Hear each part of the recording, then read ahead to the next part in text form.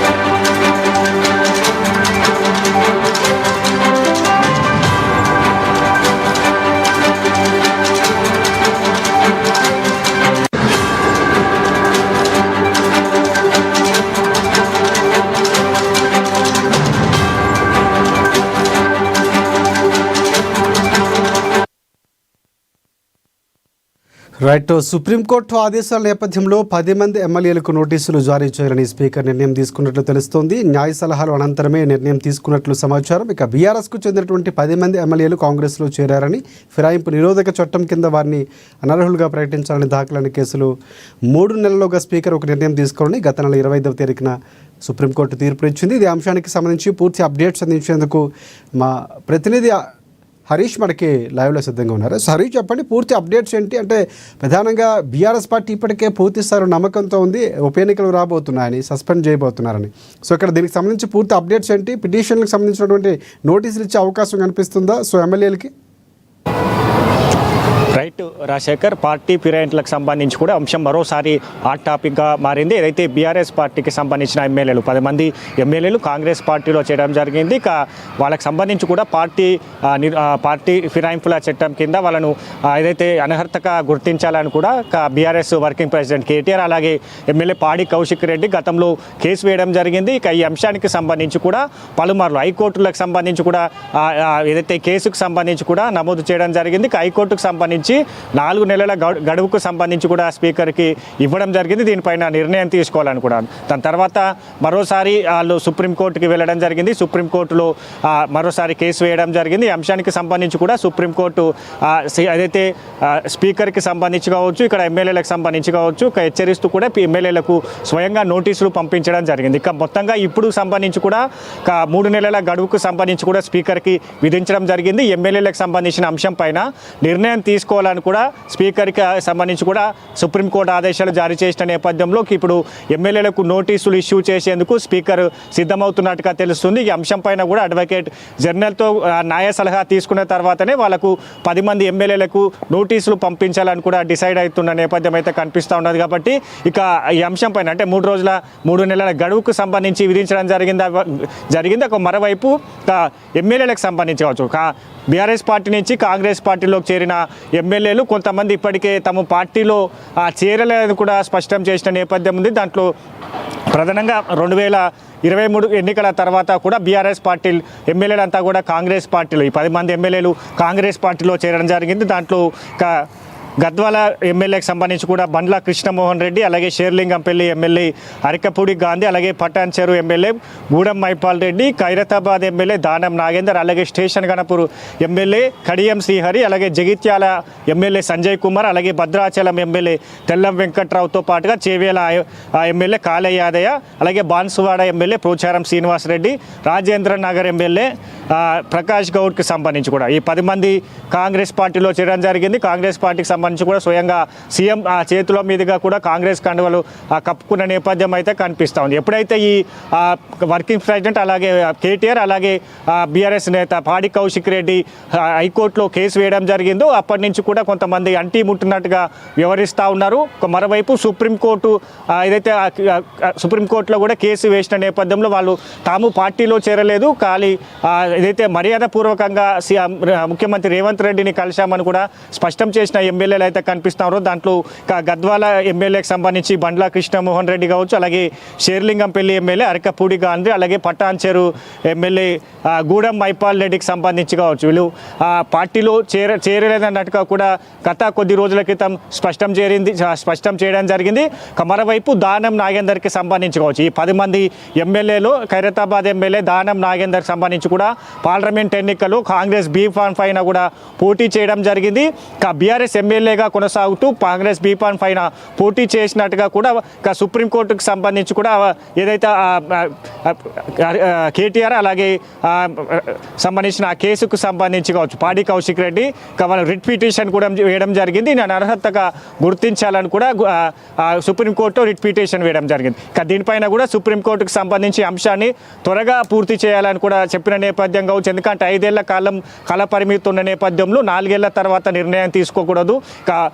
దీనిపైన కూడా స్పీకర్ వాళ్ళ ఏదైతే తమ నిర్ణయానికి సంబంధించి కూడా త్వరగా ప్రకటించాలి. 3 నెలల గడువు ఇచ్చిన నేపథ్యం అయితే కనిపిస్తూ ఉన్నది. కాబట్టి ఇప్పుడు సంబంధించి కూడా వాళ్ళకు 10 మందికి సంబంధించిన ఎమ్మెల్యేలకు వివరణ కోరుతూ నోటీసులు ఇష్యూ చేసేందుకు సిద్ధమవుతున్నట్టుగా తెలుస్తుంది. దానిపైన కూడా నిన్న సంబంధించిన అడ్వకేట్ జనరల్ అలాగే న్యాయ సలహాలతో ఆయన నోటీసులకు సిద్ధమవుతున్న నేపథ్యం అయితే కనిపిస్తూ ఉంది. రాజశేఖర్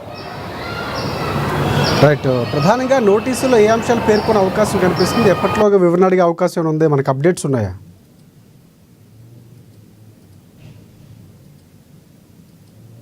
బీఆర్ఎస్ నుంచి కాంగ్రెస్ పార్టీలో చేరిన తర్వాత ఎప్పుడైతే ఈ సుప్రీంకోర్టును ఆశ్రయించారో బీఆర్ఎస్ నేతలు, దాని తర్వాత కూడా వాళ్ళంతా ఒకరిద్దరు ఎమ్మెల్యేలు తమ పార్టీలో చేరలేదు, మర్యాదపూర్వకంగానే కలిసాము, అది కండువా వేసుకునేది సంబంధించి కూడా దేవస్థానానికి సంబంధించి కావచ్చు, అట్లాంటి రీజన్స్ చెప్తున్న నేపథ్యం అయితే ఉన్నది. కాబట్టి మరోవైపు దానం నాగేందర్కి సంబంధించి కూడా పార్లమెంటు ఎన్నికలలో కాంగ్రెస్ బీ-ఫామ్ పైన పోటీ చేయడం జరిగింది. మరోసారి ఆయన రాజీనామాకు సిద్ధపడుతున్న నేపథ్యం అయితే వార్తలు కూడా మొన్నటి వరకు చక్కర్లు కొట్టాయి. జూబ్లీహిల్స్ టికెట్కి సంబంధించి కూడా తమకు కేటాయించాలే, ఖచ్చితంగా పార్టీ ఫిరాయింపులకు సంబంధించి కూడా మొదటి యాక్షన్ తనపైనే ఉంటుంది. కాబట్టి ఇక్కడ రాజీనామాకు సిద్ధంగా ఉన్నాను, జూబ్లీహిల్స్ టికెట్ తనకు అవకాశం కల్పించాలని కూడా కోరుతున్నట్టుగా కూడా వార్తలు చక్కర కొట్టిన నేపథ్యం అయితే ఉన్నది. కాబట్టి ఈ అంశం పైన అంటే ఎందుకు పార్టీలో చేరవలసి వచ్చింది, సంబంధించిన ఏదైతే పార్లమెంట్ ఎన్నికలకు సంబంధించి కూడా కాంగ్రెస్ బీ-ఫామ్ పైన ఎందుకు పోటీ చేయవలసి వచ్చింది, కొంతమంది ఎమ్మెల్యేలు వెనకాడికి వేస్తున్నారు. కాబట్టి వాళ్ళకి సంబంధించిన అన్ని వివరాలు కోరే అవకాశం అయితే కనిపిస్తూ ఉన్నది. కాబట్టి మొత్తంగా ఆ ఎమ్మెల్యేలకు ఇచ్చిన వివరాల అనుగుణంగా స్పీకర్కి సంబంధించి కూడా ఒక నిర్ణయాన్ని తీసుకునే అవకాశం అయితే ఉంది. Right, thanks for updates Harish. ఇదే అంశానికి సంబంధించి మరిన్ని అప్డేట్స్ తెలుసుకుని ప్రధానంగా నోటీసులో ఏ అంశాలు పేర్కొనబోతున్నారు అనేది చాలా కీలకంగా మారింది. మా సీఎంఓ ప్రతినిధి రమేష్ మనకి లైవ్లో సిద్ధంగా ఉన్నారు. రమేష్, చెప్పండి, పూర్తి అప్డేట్స్ ఏంటి? ప్రధానంగా నోటీసులు ఎప్పటిలోకి ఇచ్చే అవకాశం కనిపిస్తుంది? ఏమైనా అప్డేట్స్ ఉన్నాయి మనకి?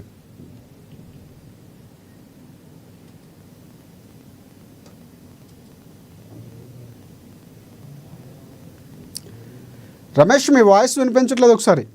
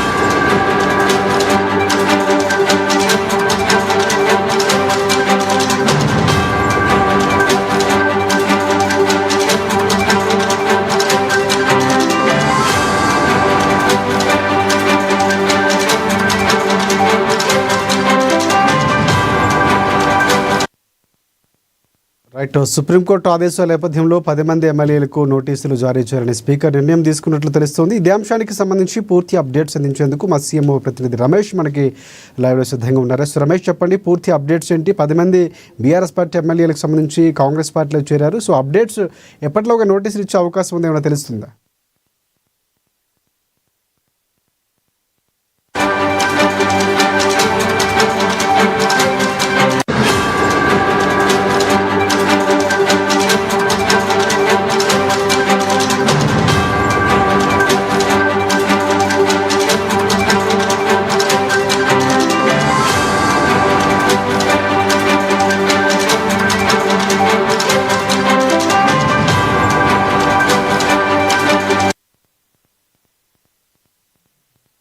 రైట్ రమేష్, పూర్తి అప్డేట్స్ ఏంటి? ప్రధానంగా ఎప్పటిలోగా నోటీసులు ఇచ్చే అవకాశం కనిపిస్తుంది స్పీకర్?